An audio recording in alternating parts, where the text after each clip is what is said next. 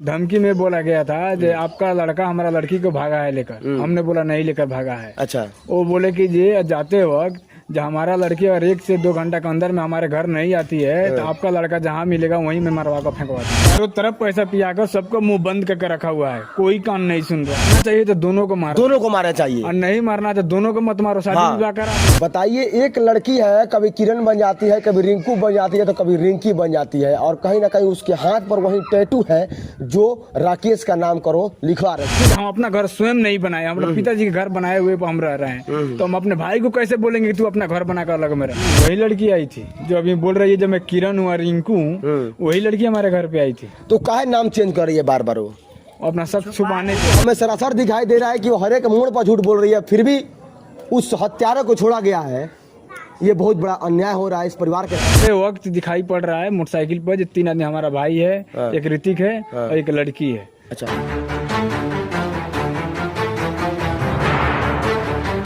नमस्कार, जैसे कि आप लोग जानते हैं कि पूर्वी चंपारण का एक ऐसा घटना जो पूरे बिहार में आजकल चर्चित का विषय बना हुआ है, और मैं बता दूं कि एक ऐसा घटना जहां पर आप लोगों ने देखा आरती, छोटू, पंकज, सोनी और राजू चंचल की जो जैसी कहानी थी, उससे भी ज़्यादा हैंडरस और उससे भी ज़्यादा खतरनाक हत्या किया गया है अभी तक। चलिए हम पता करते हैं। हमारे साथ मौजूद है अभी इनके जो राकेश यादव हैं, उनके भाई हमारे साथ, यानी कि बड़े भाई जी मौजूद है हमारे साथ, और जानने का प्रयास करें कि आखिरकार पुलिस के तरफ से और सरकार की तरफ से इनको कहां तक सहायता मिला है, और उन अपराधियों को कैसा कैसा दंड मिला है, और जितने सवाल वो कर रहे हैं ना, उनका क्या उत्तर है और क्या उद्देश्य है, ये जानने का प्रयास हम लोग अपने न्यूज़ के माध्यम से हम लोग सुना रहे हैं। अभी हम मौजूद हैं पूर्वी चंपारण के पहाड़पुर थाना क्षेत्र के अंतर्गत राय कररिया यानी कि वार्ड नंबर 6 में, और सामने सारे घटना आ रहा है राकेश यादव का, जिसके भाई हमारे साथ बैठे हुए हैं।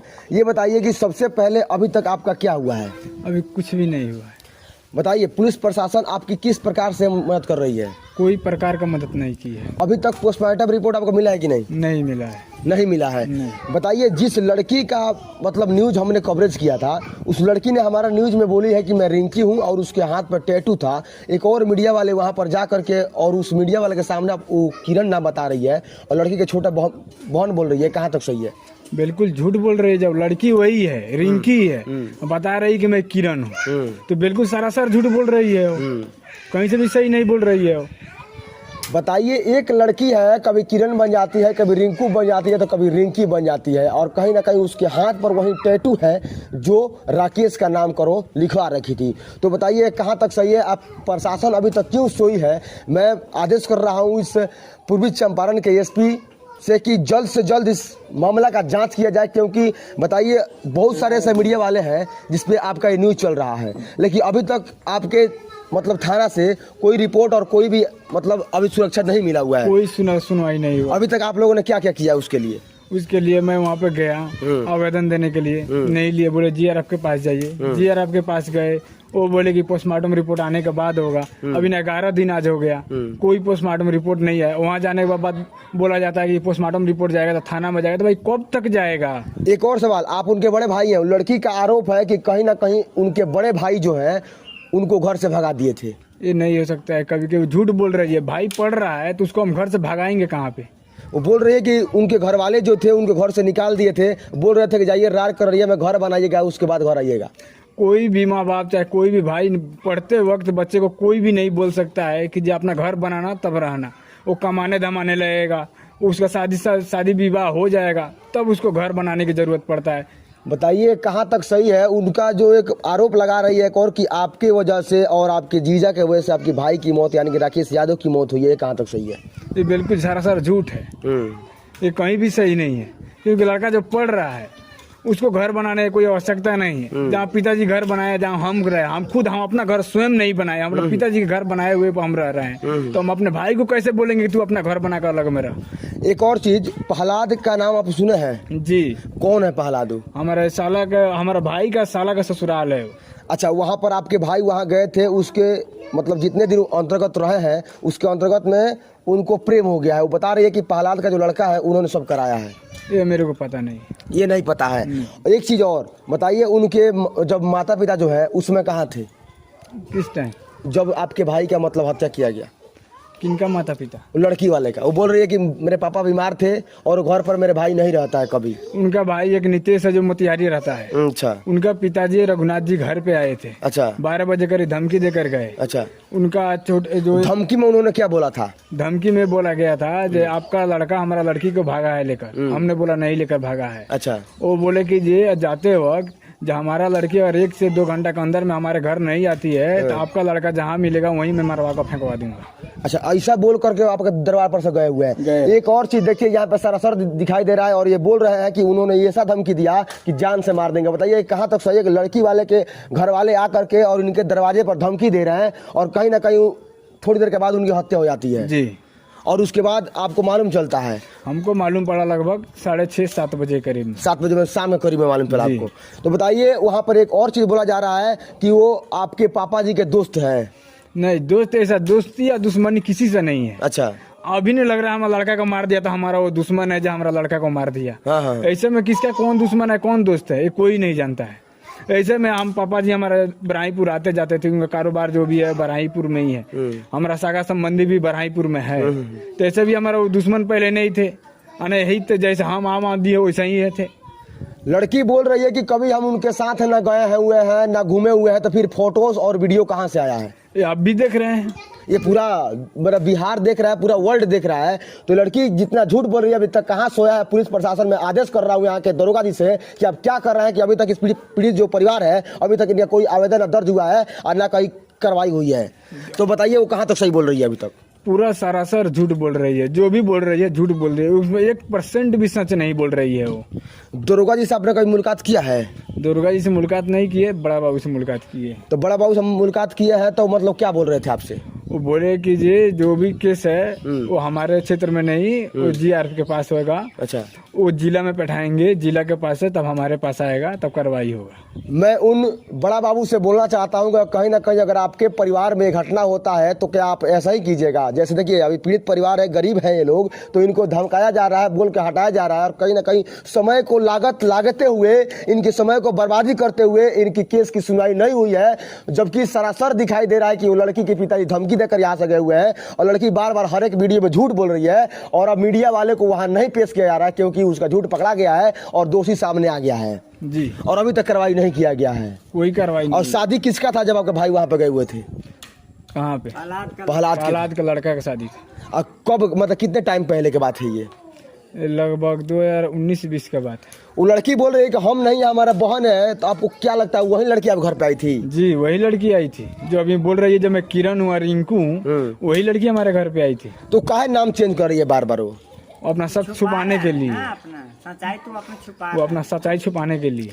सच्चाई कैसे छुप सकता है जब हजार मीडिया वाले इस न्यूज को चला रहे हैं? कहीं ना कहीं सबके न्यूज चैनल पर यह चला हुआ है कि रिंकी अपना नाम बता रही है, रिंकू नाम बता रही है, और फिर एक और मीडिया वाला के सामने बता रही है कि मैं किरण हूं, उनकी छोटी बहन हूं। ये कहां तक सही है? ये अन्याय हो रहा है इस देश में और इस राज्य में। सबसे पहले बिहार के जो मुख्यमंत्री, मैं बोलना चाहता हूं कि जल्द से जल्द ऐसा कार्रवाई कीजिए कि ऐसे हत्यारों का निदान हो और फिर से बिहार में ऐसा घटना सुनने को ना मिले। और बताइए सरकार से क्या बोलना चाहते? सरकार से यही बोलना चाहता हूँ जो अपना राज्य सुरक्षित अच्छे से चलाए। ऐसा चलेगा तो राज्य नहीं चलेगा। जल्द से जल्द अपराधी को पकड़कर उसको फांसी की सजा दिया जाए। बताइए, दर्द एक होता है, अगर आपके घर में अगर ये चीज़ हो जाता है तो कहीं कहीं ये दर्द आपको मालूम हो जाएगा कि इनके पास और इनके दिल में कितना दर्द है अपने भाई के लिए जो ने अपने भाई को खोया है। और कहीं ना कहीं हत्यारा को दिखाई देते हुए भी यहाँ के पुलिस प्रशासन अभी तक सोई हुई है, अभी तक कुछ नहीं किया है। तो ये सरासर अन्याय हो रहा है इस बिहार में और हम कहना चाहते हैं मुख्यमंत्री से कि अन्याय को आप रोक दीजिए, वरना आगे से आपका सीट कॉन्फर्म नहीं होगा और आपका कहीं का सीट नहीं होगा। और एक चीज़ और बताइए कि आपको कब मालूम चला इस बात का?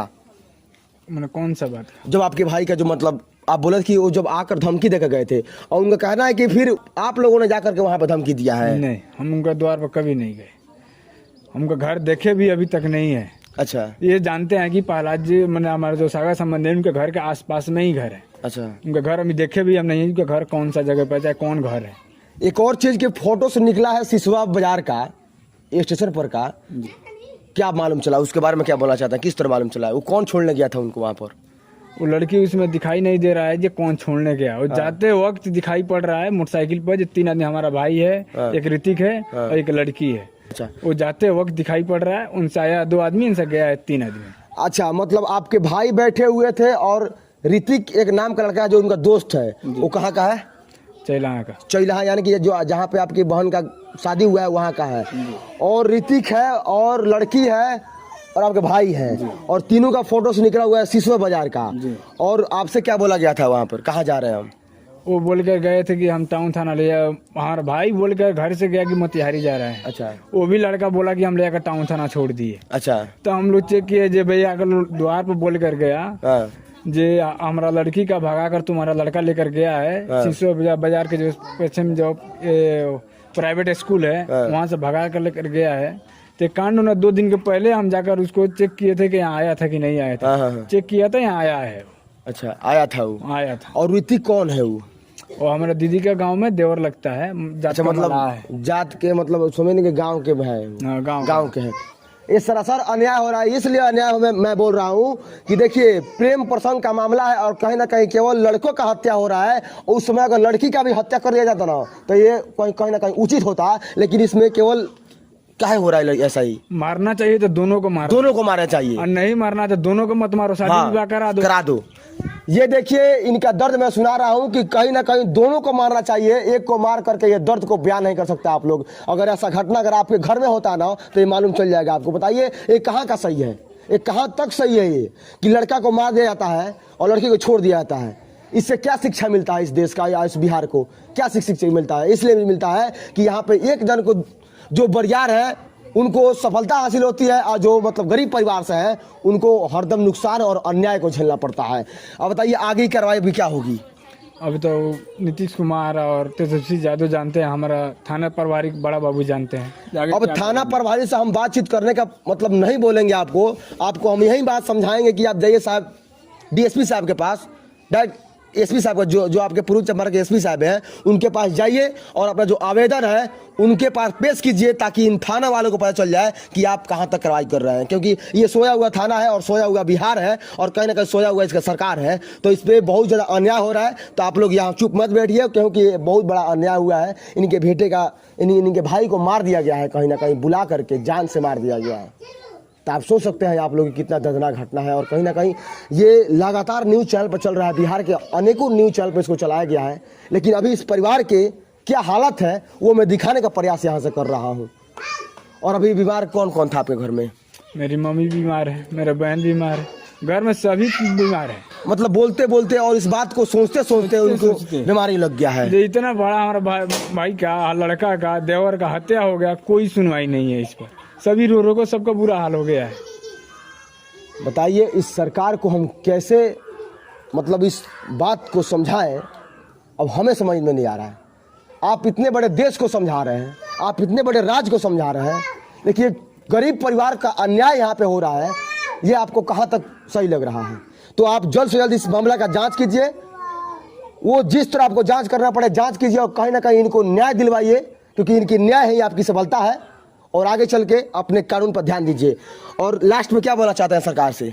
यही बोलना चाहता हूँ, जब 11 दिन बीत गया है, दिन पर दिन हम लोग आशा टूट रहा है, तो जल्द से जल्द जितना जल्द होगा कार्रवाई किया जाए। चारों तरफ पैसा पियाकर सबको मुंह बंद करके रखा हुआ है, कोई कान नहीं सुन रहा है। आप लोग, आपका भाई का हत्या हुआ है, जब आप थाना में जाते हैं तो आपके साथ किस प्रकार से व्यवहार किया जाता है वहाँ पर?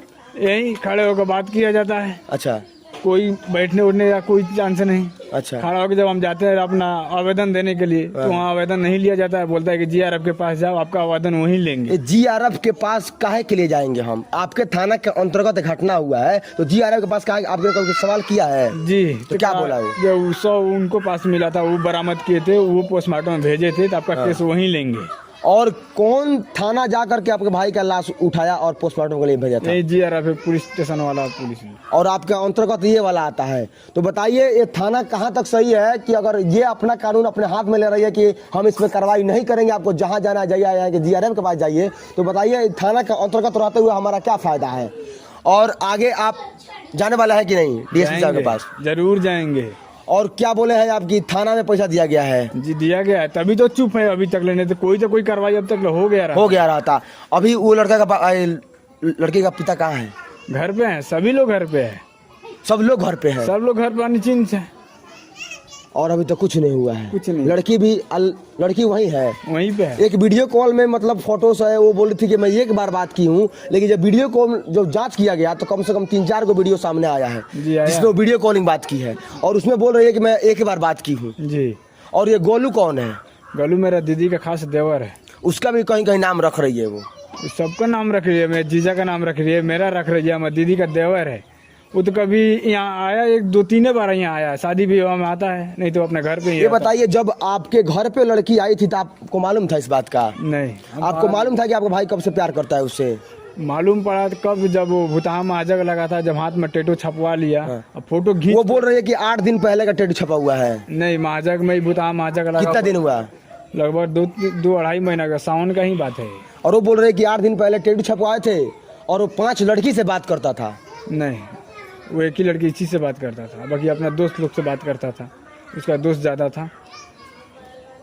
देखिए, हर एक मोड़ पर उस लड़की का झूठ पकड़ा जा रहा है। उसका कहना है कि 8 दिन के अंतर्गत हमने टैटू बनवाया है और ये बोल रहा है कि कहीं भितहा मेला लगा हुआ था कम से कम 2-2.5-3 महीना पहले, तब वो टैटू बनवाई थी। तो हर एक मोड़ पर उसका झूठ पकड़ा रहा है। तो थाना कहाँ तक सोई है अभी तक? उसमें भी वो बोल रही है कि जो मेरा हाथ पकड़ के ले आकर साथ में बनवाया। अच्छा। बाकी हम दोनों भाई बाहर में उस टाइम थे। वो आपके भाई हैं, वो बोल रही है कि उनके सीने पर उस लड़की का नाम लिखा गया था। ये कहाँ तक सही है? बिल्कुल गलत है, कहीं भी उसका नाम नहीं है, सिर्फ मोम डैड वो अपना हाथ पे इस पर लिखवाया था। अच्छा। दाहिने वाले हाथ पे वो बोल रही है कि सीने पर मेरा नाम लिखवाया था। नहीं लिखवाया था। अभी भी आप देख सकते हैं उसको, जो कहाँ नाम लिखा हुआ, उसका मृत्यु अवस्था भी पूरा सीना उघार है। हाँ। आप देख सकते हैं जो उसमें क्या है। हाँ। थोड़ा भी दाग भी होगा तो आप देखिए स्वयं, जो कितना झूठ बोल रही है कितना सही बोल रही है मालूम स्वयं पड़ जाएगा। वो तो हमें सरासर दिखाई दे रहा है कि वो हर एक मोड़ पर झूठ बोल रही है, फिर भी उस हत्यारे को छोड़ा गया है। ये बहुत बड़ा अन्याय हो रहा है इस परिवार के साथ। तो ध्यान दीजिए आप लोग, और आगे क्या रिपोर्ट आता है मैं फिर से आप सभी के सामने इसी न्यूज़ के माध्यम से दिखाने का प्रयास करूंगा। और सब चीज़ जैसे जैसे जो भी यहाँ पे होता है, कार्य जिस प्रकार से यहाँ पे किया जाएगा, उस चीज़ को दिखाने का प्रयास करूंगा। तब तक मिलते हैं अगले वीडियो में। तब तक के लिए जय हिंद, जय भारत।